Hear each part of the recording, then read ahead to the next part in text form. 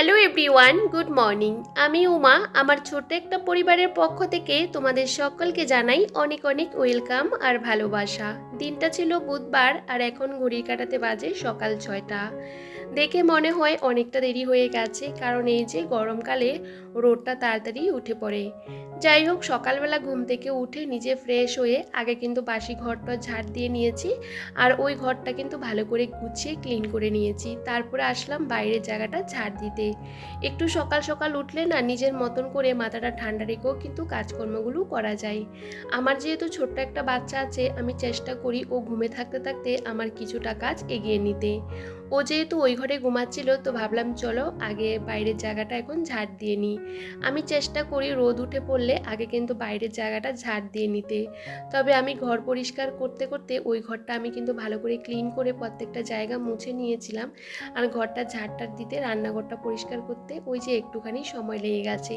রাতের বেলা আমরা যতই ঘর দুয়ারগুলো গুছিয়ে রাখি না কেন, সকালবেলা একটু ক্লিন না করলে ভালো লাগে না। তারপরে আসলাম বাইরে। এই যে আমার বাড়িতে ছোট্ট ছোট্ট কয়েকটা কর্নার আছে, যেগুলো আমি সবসময় ঝাড় দিয়ে পরিষ্কার করে রাখি। আর জানো তো, বাড়িতে প্রচুর পরিমাণে ঘাস হয়ে যায়। এই যে কর্নারগুলোর মধ্যে এত ঘাস হয়ে যায়, তারপরে কিন্তু সবজি গাছপালা আছে, সেগুলোর পাকে পাকে অনেক ঘাস হয়ে থাকে। যেহেতু জল পড়ে, বুঝতে পারো ঘাসগুলো না একদমই মরতে চায় না।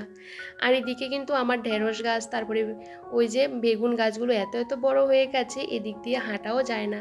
তারপরে ওই যে কোনো রকম হাঁটি, তারপরে এই জায়গাটা ঝাড় দিয়ে নিয়েছি। সত্যি কথা বলতে, একার সংসারে না অনেক কাজ আছে, যেটা নিজেকে একা হাতে সামলাতে হয়। তার জন্য অনেকটা কষ্ট করতে হয়। প্রত্যেকটা দিন একই রকম কাজ করতে কারোরই ভালো লাগে না। তবে বাড়ির বউদের কিন্তু প্রত্যেকটা দিন ওই যে ডেইলি রুটিনের যে কাজগুলো থাকে, সেগুলো কিন্তু আমাদের করতেই হয়। তবে অনেক সময় ভাবি কাজকর্ম কিছুই করব না, একটু বেলার দিকে উঠবো, কাজকর্ম না করলে হয় না। তবে জানো তো, এটা একটা অভ্যাস হয়ে যায়, কারণ অভ্যাসটা কখনো পরিবর্তন করা যায় না, যদিও বা এগুলো ভালো অভ্যাস। এই যে প্রতিদিন অনেক সময় আমরা কিন্তু সংসারের জন্য অনেক কিছু করে থাকি, তবে জানো তো, ছোট্ট ছোট্ট নিয়মে কিন্তু সংসারে অনেকটা লক্ষ্মীশ্রীও আসে। যাই হোক, সকালবেলা উঠে পড়েছি, আর উঠে কিন্তু কাজকর্মগুলো শুরুও করে দিই সকাল সকাল। প্রত্যেকটা বাড়ির বউর কিন্তু সকালে কিন্তু প্রচুর কাজকর্ম থাকে। আর জানো তো, এতটা ব্যস্ততার দিন যায়, মানে ব্যস্ততম মানে দিন বলতে পারো। সকালে প্রচুর কাজকর্ম থাকে, যতই আমরা একা থাকি না কেন, কাজ থেকে আমরা কখনোই রেহাই পাই না। যাই হোক, কাজ করতে করতে আজকে কি রান্না বান্না করব সেগুলোও কিন্তু রেডি করে নিলাম।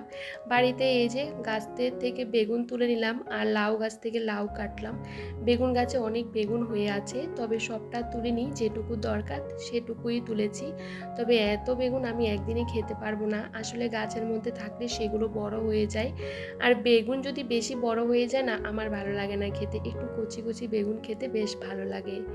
আর এদিকে ছেলেও উঠে পড়েছে, যেহেতু আমার বাইরে এই কাজগুলো করতে, গাছে জল টল দিতে, সবজি টবজি তুলতে আমার অনেকটা দেরি হয়ে গেছে। ভাবলাম আমি ওই যে বাসি কাজকর্মগুলো স্নান করে পুজোটা দিয়ে দেবো। ও যেহেতু উঠে পড়েছে, তো ভাবলাম চলো বেডরুমটাকেও ভালো করে গুছিয়ে নিই, কারণ একবার যেহেতু উঠে পড়েছে, ও তো আর ঘুমাবে না। আর সে কারণে বিছানাটা তুলে নিলাম, আর এই যে খাটটা ভালো করে মুছে নিয়েছি। খাটটা জানো তো, আমাকে সকালে একবার মুছতে হয়, দুপুরে একবার মুছতে হয়, আবার ওই যে বিকাল নাগাদ একবার মুছতে হয়। প্রচুর ধুলো বসে, যেহেতু কাঠের ফার্নিচার, মানে প্রচণ্ড পরিমাণে বোঝা যায় ধুলো হলে। তারপরও একটু না মুছলে ভালো লাগে না। আসলে ভাবি এই কাজগুলো একটা দিন যদি না করি তাহলে কি হয়।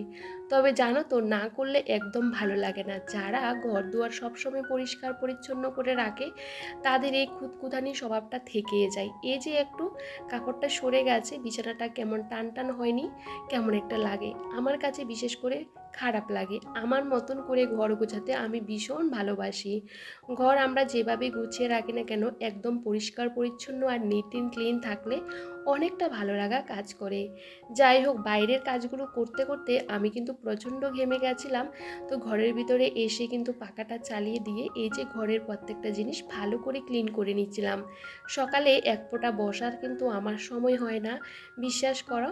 এদিকে ছেলে উঠে পড়েছে, ওকে এখনও ফ্রেশ করায়নি। তো ভাবলাম এত গরম লাগছে, আমার অবস্থা ভীষণ খারাপ, ওকে বলেছি তুমি ওই ঘরে একটু বসে থাকো, পাখাটা ছেড়ে দিয়েছি। ও ওই যে লাফালাফি শুরু করে দেয় আর কি, বলে কি আমার সাথে একটু খেলা করো। এই যে সকালবেলা ওর সাথে যদি আমি একটু খেলা করতে যাই তাহলে আমার কাজ কে করবে বলো তো? তো ওকে একটু বুঝিয়ে টুজিয়ে ওই ঘরে বসিয়ে দিয়েছি, একবার আমার কাছে আসছে আবার একবার চলে যাচ্ছে, এরকমই করে। ও যেহেতু সবসময় একা একা থাকে ওরও ভালো লাগে না। তো মাঝে মধ্যে ও আমাকে বলে যে আমাকে নিয়ে একটু বসো, এই করো সে করো, কিন্তু আমি বসে থাকতে পারি না, কারণ আমার বসে থাকলে তো হবে না, সে কারণে। তো যাই হোক, এই যে ঘর দুয়ারগুলো ভালো করে ক্লিন করে নিলাম, আর এদিকে কিন্তু বারান্দা টারান্দাগুলো আর একবার ঝাড় দিয়ে নিয়েছি। ছেলে যেহেতু দেরি করে ঘুম থেকে উঠেছে, বুঝতেই পারো ওই ঘরটা তো আমাকে ঝাড় দিতেই হবে, সে কারণে ঘরটা ঝাড় দিয়ে নিলাম। তারপরে এই যে চলে আসলাম ঘর মুছতে। আর জানো তো, এখন সবসময় চেষ্টা করি এই গরম থেকে বাঁচার জন্য সকাল সকাল একবার স্নান করে নিতে। দুপুর নাগাদ মানে জলটা এত এত গরম হয়ে যায়, গায়ের মধ্যে একদমই ঢালতে পারি না। জানো তো, সকালে চান করলে কি বলতো, জলটা অনেকটা ঠান্ডা থাকে। আর আমি যেহেতু বাড়িতে একা থাকি, আমার না প্রত্যেকটা দিন বা পাম্প ছাড়ার দরকার হয় না, 3-4 দিনে আমি একবার কিন্তু আমি পাম্প ছাড়ি, যেহেতু আমাদের ড্রামটা অনেকটা বড় সেহেতু। তো ভাবলাম চলো এদিকে ঘর দুয়ারগুলো ভালো করে মুছে নিই। এই যে এখন চলে আসলাম ঘর দুটো মুছে রান্নাঘরটা মুছতে। আর রান্নাঘরটা আমি আজকে ক্লিন করব, তো ভাবলাম সেরকম ভালো করে মুছতে হবে না, কারণ ওই যে আমি ঘর যখন ক্লিন করব তারপরে আবার তো মুছতে হবে, সেই কারণে। আসলে জানো তো, ঘর বাড়ি সবসময় পরিপাটি রাখার জন্য না নিজেকেও কিন্তু অনেকটা পরিশ্রম করার দরকার। ঘর বাড়ি সবসময় তো আমরা পরিষ্কার রাখি, তার জন্য তো সবাই পরিশ্রম করে, তারপরেও কিন্তু সমস্ত কাজগুলো গুছিয়ে করার দরকার। আসলে ধৈর্য নিয়ে সংসারের কাজগুলো করতে হয়। একার সংসার, তাই বুদ্ধি করে সকাল থেকে কাজ করি, সেহেতু কিন্তু স্টেপ বাই স্টেপ আমার কাজগুলো কিন্তু গুছিয়ে হয়ে যায়। যাই হোক, এই মুহূর্তে একটুখানি দেরি হয়ে গেছে। আমি কি করেছি বলতো, স্নান করে ঠাকুরের বাসন তো মানে কুসন ধুয়ে তারপরে ফুল টুল তুলে তারপরে আসলাম এই যে মুখের মধ্যে কিছু একটা অ্যাপ্লাই করতে। আসলে এখন যা পরিমাণে গরম, কিছুই মুখের মধ্যে অ্যাপ্লাই করতে পারি না জানো তো। এই যে একটু টোনার আর একটু সানস্ক্রিন ইউজ করেছি, যদিও বা বাড়ি থেকে কোথাও বেরোই না, তারপরে কিন্তু সানস্ক্রিনটা আমি বাড়িতেও ইউজ করি, যা পরিমাণে গরম পড়ছে কি বলবো। আর এদিকে বাজে এখন 7:30, তো গোপালকে তুললাম ঘুম থেকে। আর এই যে এখন পুজো করতে বসবো, তার আগে এই যে ঠাকুরের জায়গাটা ভালো করে মুছে নিয়েছিলাম, যেহেতু আমার ঠাকুর ঘরটা মানে ঠাকুরের জায়গাটা ওই যে ঘরের ভিতরে একটা সাইডে, তো সেই কারণে কি বলতো, যতবার ঘর দুয়ার ঝাড়ি মুছি একটু তো ধুলো পড়ে, তাই না?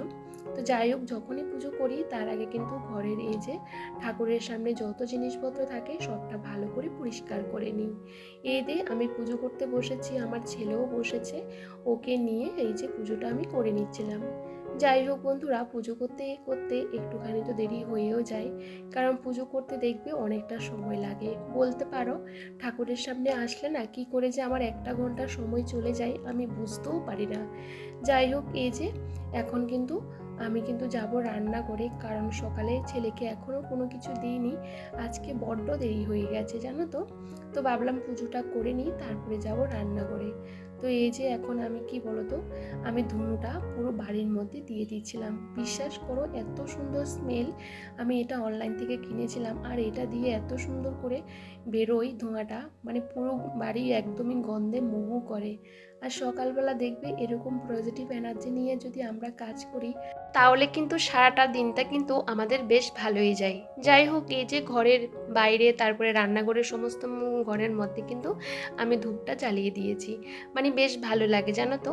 তো এইদিকে ছেলেকে সকালবেলা শুধু জল বিস্কিট দিয়েছিলাম, তো ভাবলাম ওর জন্য একটু সুজি বানিয়ে নিই। তো ছেলের জন্য আমি একটু সুজি বানিয়ে নিয়েছি, ওকে খাইয়েও দিয়েছি। আর আমি তো আর সুজি খাবো না, সে কারণে আমার জন্য একটু চা বসিয়েছি, আর সাথে কালকে ছোলাগুলো ভিজিয়ে রেখেছিলাম সেগুলো এখন বেঁধে রাখছিলাম অঙ্কুর বের করার জন্য। যাই হোক, ভাবি যে এই গরমের মধ্যে চা খাবো না, বিশ্বাস করো এখন তো রোজ দিন আর চা খাই না, তবে মাঝে মধ্যে একটু চা খেয়ে ফেলি। তবে জানো তো, চায়ের নেশাটা একদমই ছাড়তে পারি না।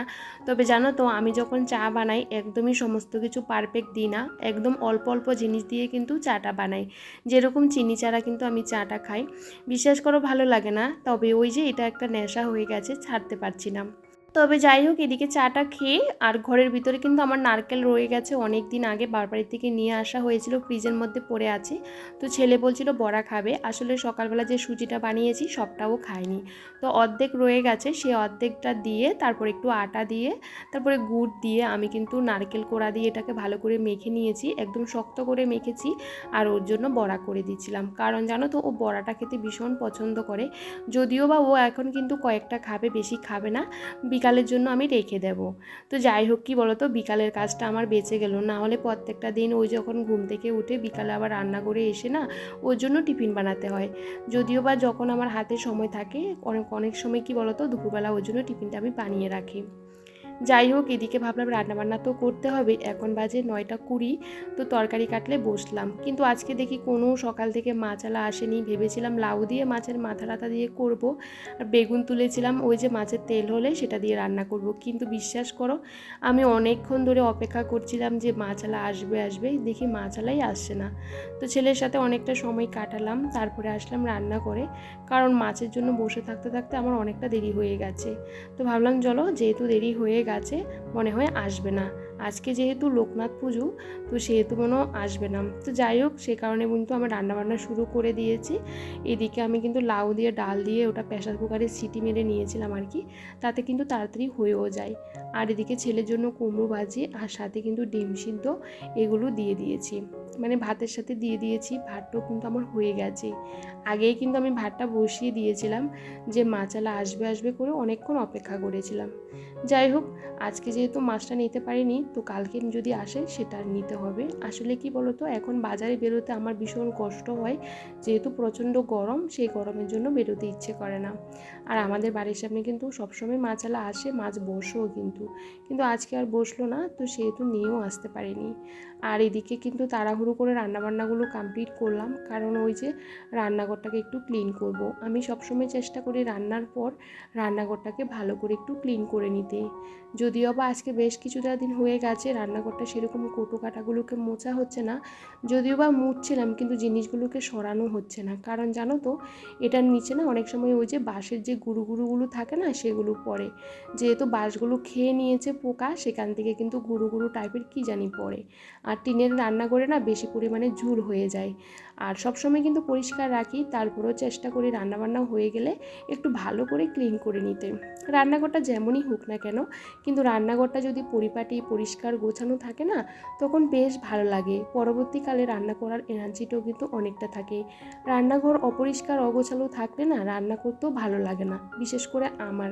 তবে আমার এই টিনের রান্নাঘরটা পুরোটা ভাঙা ছিল, এটাকে আমি আস্তে আস্তে কোনো রকম ওই যে রান্নাঘরে পরিবর্তন করেছি। যাই হোক, এখন রান্নাঘরের উপরের জায়গাগুলো ভালো করে ঝেড়ে নিয়েছি, যদিও বা সেরকম নোংরা টোংরা কিছুই হয়নি। সবসময় দেখবে পরিষ্কার করে রাখলে না যে কোনো জায়গা কিন্তু পরিষ্কার থাকে। তারপরেও কিন্তু টিনের রান্নাঘর মাঝখানে মাঝখানে অনেক ফাঁকা জায়গা রয়েছে, সেখানে দিয়ে না অনেক ধুলোবালি ঢুকে পড়ে। তো দেখো, এই যে এখানে যেহেতু রান্না করি, অনেক সময় তরকারি যে ছিটাটা পড়ে, সে টিনটা কিন্তু আমি ভালো করে কাপড় ভিজিয়ে মুছে দিই, সে কারণে কিন্তু আমার কোনো রকম অসুবিধা হয় না। আর পাইমারটাও কিন্তু উঠে না, আমি কিন্তু ভালোই ঘষে ঘষে পরিষ্কার করি। যাই হোক, এই যে আমি গ্যাসের টেবিলটা ভালো করে ক্লিন করে নিয়েছি, আর মুছে গ্যাসটাও কিন্তু তুলে দেব। আসলে কি বলতো বন্ধুরা, কৌটো কাটাগুলো রাখলে তো হয় না, সেগুলো কিন্তু পরিষ্কার করে রাখার দরকার। রান্নাঘরের কৌটো কাটা যদি একদম অপরিষ্কার হয়ে থাকে, তখন ধরতে ইচ্ছে করে না। আমি সবসময় চেষ্টা করি রান্নাঘরের প্রত্যেকটা জিনিস একদমই পরিষ্কার থাকতে, কারণ পরিষ্কার জিনিস রাখলে না বেশ ভালো লাগে। দেখবে ঘর যেমনই হোক না কেন, ছোট হোক আর বড় হোক, সেটা যদি পরিষ্কার করে রাখি, সেটাতে মনে হয় অনেকটা আনন্দ এবং শান্তিও পাওয়া যায়, বলতে পারো একটা মানসিক শান্তি আছে না, সেটা কিন্তু পাওয়া যায়। আর অনেক কৌটো কাটা আমার খালি হয়ে গেছে, সেগুলো কিন্তু ভালো করে রিফিল করে নিচ্ছিলাম। যদিও বা আমার ঘরে যেটুকু জিনিসপত্র থাকে সবটা ঘরের ভিতরে আলাদা একটা বালতির মধ্যে রাখা হয়, যেটা শেষ হয়ে যায় সেটাই কিন্তু আমি নিয়ে এসে আবারও রিফিল করে নিই। আমার কখনো কিন্তু সেরকম অসুবিধা হয় না।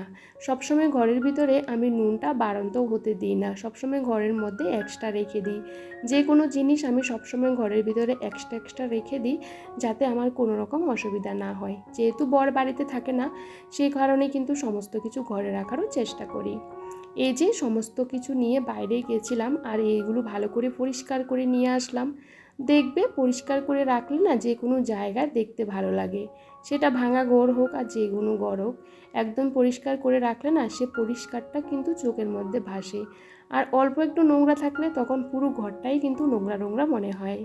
ঘর এই যে সুন্দর করে গুছিয়ে নিচ্ছিলাম, আর এই রান্নাঘর গোছাতে গিয়ে আমার অবস্থা ভীষণ খারাপ হয়ে গেছে, ভীষণ পরিমাণে গরম লাগছিল আর এতটা ঘেমে গেছি কি আর বলবো। আর এই যে মুড়ির যে কৌটোগুলো আছে সেগুলো ভালো করে মুছে নিয়েছি আর জায়গাতেই রেখে দিচ্ছিলাম। আমি বেশি জিনিসপত্র আমার রান্নাঘরে রাখি না, কারণ যেটা আমার প্রয়োজন সেটাই রাখি। কারণ আমি মানুষ একা, আর রান্নাঘরে এত এত জিনিস দিয়ে সাজিয়ে রাখলে সেগুলো নোংরা হয়ে যাবে, যেহেতু রান্নাঘরটা সেরকম ভালো রান্নাঘর না। তো যাই হোক, এই যে রান্নাঘরটা গোছাতে আমার একটুখানি দেরি হয়ে গেছে।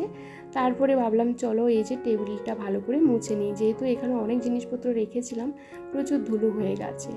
তো এই যে বাসনপত্রগুলো কিন্তু আমার আগে মাজা হয়ে গেছিলো, এগুলো জল ঝরার জন্য বাইরে রেখে দিয়েছিলাম।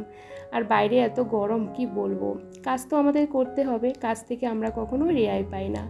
সারাটা দিন কাজকর্ম করার পর যখন দেখবে প্রত্যেকটা জায়গা পরিপাটি এবং গোছানো, তখন ভীষণ ভালো লাগা কাজ করি। এত গরমের মধ্যেও কিন্তু কষ্ট করে সংসারের জন্য অনেক কাজই কিন্তু করি, তারপরেও কিন্তু অনেকটা মানসিক শান্তি পাওয়া যায়। এই যে প্রত্যেকটা জায়গা এখন গুছিয়ে রেখেছি, আর এই যে গোছানোর পর ঘরটা দেখতে এরকম লাগছে। এই যে সমস্ত জায়গাগুলো একদমই পরিপাটিভাবে গুছিয়ে রেখেছি। আর এদিকে ছেলের জন্য ওর বাবা কি কি পার্সেল অর্ডার করেছে, বলছে ফোন করে আমাকে এই জিনিসগুলো আসবে, অল্প টাইমের মধ্যেই চলে এসেছে, মানে অর্ডার করার সাথে সাথে 10 মিনিটের মধ্যে বাড়ি চলে এসেছে। ছেলের জন্য কিছু জিনিসপত্র অর্ডার করেছে। আসলে কি বলতো, ছেলের ওই যে সমস্ত পড়াশোনার জিনিস, এগুলো কি ল্যাপটপ আর কি ছোট, এটার মধ্যে সমস্ত এগুলো টিপলে ওই যে মুখে আওয়াজ করে এরকম, এটার মধ্যে ব্যাটারি লাগাতে হবে, ব্যাটারি লাগালে এটা কিন্তু পারফেক্টভাবে চলবে। যাই হোক, ছেলে তো এই সমস্ত জিনিসগুলো পেয়ে ভীষণ আনন্দ হয়ে গেছে। আর জানো তো, এটা নিয়ে কিন্তু আমার অনেকটা সময় লেগে গেছে। যাই হোক, জিনিসটার অনেকটা দাম জানো তো, আমার তো শুনে ওই যে কেমন জানি লাগছিল, তবে ওই যে ছেলের জন্য ওর বাবা আবদার করে এই জিনিসগুলো অর্ডার করে দিয়েছে। যাই হোক, এদিকে ছেলেকে স্নান দান করিয়ে আর নিজেও কিন্তু ফ্রেশ হয়ে চলে আসলাম একটু পাখার নিচে। পাখাটাও ঠিক করে জানো তো হাওয়া দিচ্ছে না। তবে চলো এখন যাব ছেলেকে খাওয়াতে। তবে চলো, আজকের ব্লগটা কেমন লাগলো তোমাদের কমেন্ট করে জানাতে একদমই ভুলো না। সবাই অনেকটা ভালো থেকো, সুস্থ থেকো, সাবধানে থেকো। তাহলে আজ আসি বন্ধুরা।